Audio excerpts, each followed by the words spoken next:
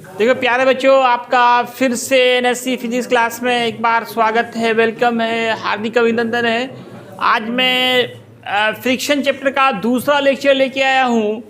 First lecture में आपको friction क्या है, इसके कितने टाइप्स है, टाइप्स के सिर्फ नाम लिखाए गए थे। आज हम लोग तीनों टाइप्स के बारे में पढ़ेंगे। How many types of friction ये होगा। फिर आपको बताया जाएगा कि साइकिल के पहिए में बॉल बेरिंग क्यों लगाते हैं। ये सारे इंटरेस्टिंग क्वेश्चंस होने जा रहे हैं। फ्रिक्शन के टाइप्स की बात करें तो there are 3 types of friction. देखिए, किसी ऑब्जेक्ट पे हम फोर्स लगाते हैं तो 3 बात हो सकती है। एक, बहुत कम फोर्स लगाया, वेरी वीक फोर्स, तो क्या हुआ, कोई चेंजिंग नहीं, हिला भी नहीं object, no any change in the position, object rest में रह गया, स्टैटिक रह गया, स्थिर रह गया, वो हो गया आपका स्टैटिक। उस वक्त जो फ्रिक्शन हुआ वो स्टैटिक फ्रिक्शन है। फोर्स लगा but there is no any change in the position of object, कुछ भी उसको असर नहीं हुआ, तो उस वक्त जो फ्रिक्शन डेवलप होगा उसका नाम स्टैटिक होगा। अब आपने फोर्स लगाना शुरू किया, फोर्स बढ़ा रहे हैं, एक इतना फोर्स लगाया कि ऑब्जेक्ट अब जस्ट टू मूव आ गया, जस्ट टू मूव। ए बाबू साहब, शांति बनाइए ना, चुपचाप लिखिए, बोल के क्यों लिख रहे हैं? 12th वाले साहब, वीडियो बनना है, थोड़ा सा चुप हो जाइए।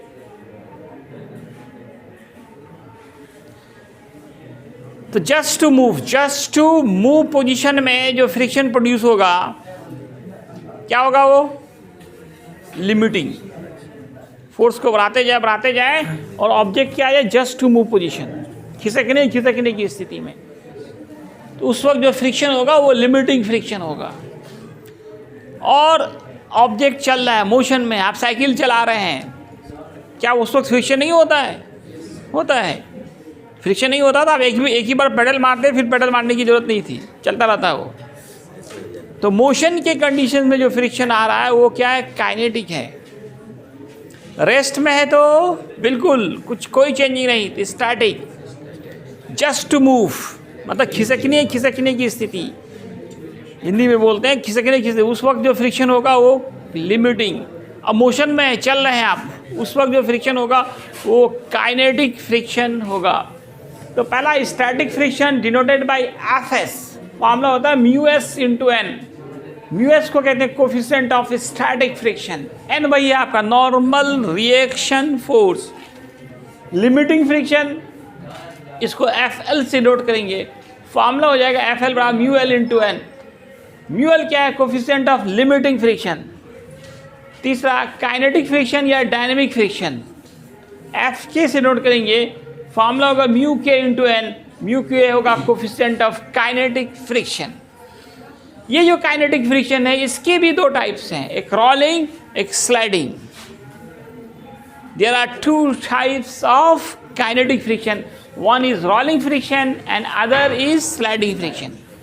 जैसा मोशन वैसा फ्रिक्शन। अगर मोशन रोलिंग हो रहा है, roll motion, what is rolling motion? Combined motion of linear motion and translatory motion. अरे साइकिल का पहिया नहीं कहता, घूमता हुआ आगे बढ़ रहा है, घूमना क्या हुआ, रोटेशनल, आगे बढ़ना ट्रांसलेटरी, लीनियर जो कहें आप। इस दोनों का कंबाइंड मोशन क्या होता है, रोलिंग मोशन होता है। तो रोलिंग मोशन में जो फ्रिक्शन होगा वो रोलिंग फ्रिक्शन होगा। और स्लाइडिंग मोशन, जिसमें पता है खिसक के जाता है ऑब्जेक्ट का कॉन्टैक्ट सरफेस चेंज नहीं होता है, वो स्लाइडिंग मोशन कहलाता है। उस वक्त जो फ्रिक्शन होगा वो स्लाइडिंग फ्रिक्शन होगा।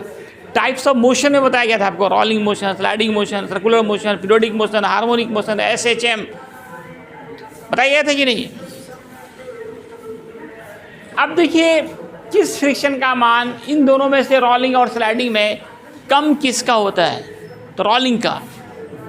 आप साइकिल में ताला मार दिए तब चलाइए, ताला मार दिए और चाबी खो गया, आप क्या करते हैं, आप घसीट के ले जाते हैं, नहीं ले जा पाते घसीट के, आपको उठाना पड़ता है, कंधा पे उठाना पड़ता है, घसीट के नहीं ले जा पाते हैं आप। क्यों? उस वक्त जो घसीटिएगा तब मोशन कैसा होगा, स्लाइडिंग। फ्रिक्शन क्या होगा, स्लाइडिंग फ्रिक्शन। और स्लाइडिंग फ्रिक्शन का मान बहुत ज़्यादा होता है। थोड़ा देर चलिएगा, घसीट के ले जाइएगा, आपका दम फूलने लगेगा।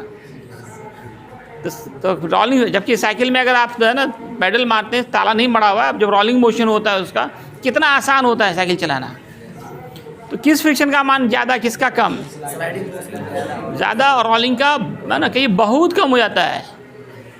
तो साइकिल का पहिया का मोशन रोलिंग मोशन हो, इसके लिए उसमें क्या लगाया था, बॉल बेरिंग लगाया था। देखा है आप लोग साइकिल के पहिए में क्या लगाया था, बॉल बेरिंग। तो बड़ा इम्पॉर्टेंट शॉर्ट क्वेश्चन है, साइकिल के पहिए में बॉल बेरिंग क्यों लगाते हैं, क्यों लगाते हैं? हाँ, फ्रिक्शन को घटाने, क्योंकि बॉल बेरिंग लगा देने से मोशन बॉल बेरिंग का जो होता है वो रोलिंग होता है, और रोलिंग फ्रिक्शन का मान कम होता है। फ्रिक्शन कम होगा तो आपको अपना कम एनर्जी खर्च करना पड़ेगा, साइकिल चलाना आसान हो जाएगा। इसका आंसर यही देंगे, the value of rolling friction is less than other friction, so ball bearings are used in the wheel of cycle to decrease friction. Friction को डिक्रीज करने के लिए ही ऐसा करते हैं। एक सवाल यहाँ पे फिलअप द ब्लैंक्स है आप लोगों के लिए। मेन जो 3 टाइप्स पढ़ा फ्रिक्शन का, स्टैटिक, लिमिटिंग और काइनेटिक, इन तीनों में सबसे ज़्यादा मान किसका होता है? हाँ, सबसे ज़्यादा मान किस फ्रिक्शन का होगा, स्टैटिक का, लिमिटिंग का या काइनेटिक का? सोच के बोलिए, किस फ्रिक्शन का मान तीनों में से, मेन जो 3 टाइप्स हैं, इन तीनों में सबसे ज़्यादा मान किसका होता है? किसका होता है यूसुफ? किसका? स्टैटिक में तो बताइए, थोड़ा भी फोर्स लगाए तो वो स्टैटिक हो गया। आप लोग साइकिल चलाएं, अब बताइए साइकिल चलाने में सबसे ज़्यादा फोर्स कब लगाते हैं? जाम वाम नहीं है साइकिल, जब जब जब आपका साइकिल जस्ट टू मूव होता है, just to move, just to move. किस कंडीशन में हो, जस्ट टू मूव? आप साइकिल का, जब साइकिल आपका मोशन में आ गया तब तो आपको धीरे धीरे पेडल मारी चलता रहता है। कोई भी गाड़ी स्टार्ट करना हो ना, आगे बढ़ाना हो, तो कौन सा गियर लगाते हैं? First gear. सबसे ज़्यादा ताकत किसमें होता है? फर्स्ट गियर में। क्या है वो, लिमिटिंग के कंडीशन में फ्रिक्शन का मान सबसे ज़्यादा होता है। आपको घर से बाहर जाना हो, सबसे ज़्यादा तकलीफ कब होती है? हाँ, दुल्हन सबसे ज़्यादा कब रोती है? जब निकलने पर होती है। घर से अब निकलना है नहीं, तब दुल्हन ज़्यादा रोती है, just to move, just to move. उस वक्त फ्रिक्शन सबसे ज़्यादा होता है, उस वक्त अलग नहीं होना चाहता है। नहीं, जनाजा उठता है कब सबसे ज़्यादा रोता है आदमी? जब उठा ले जाता है। Limiting condition, just to move. इसलिए कौन सा फ्रिक्शन सबसे ज़्यादा होगा? कौन सा friction? Limiting. The value of limiting friction is more than other frictions. Okay, आज तक ये, धन्यवाद।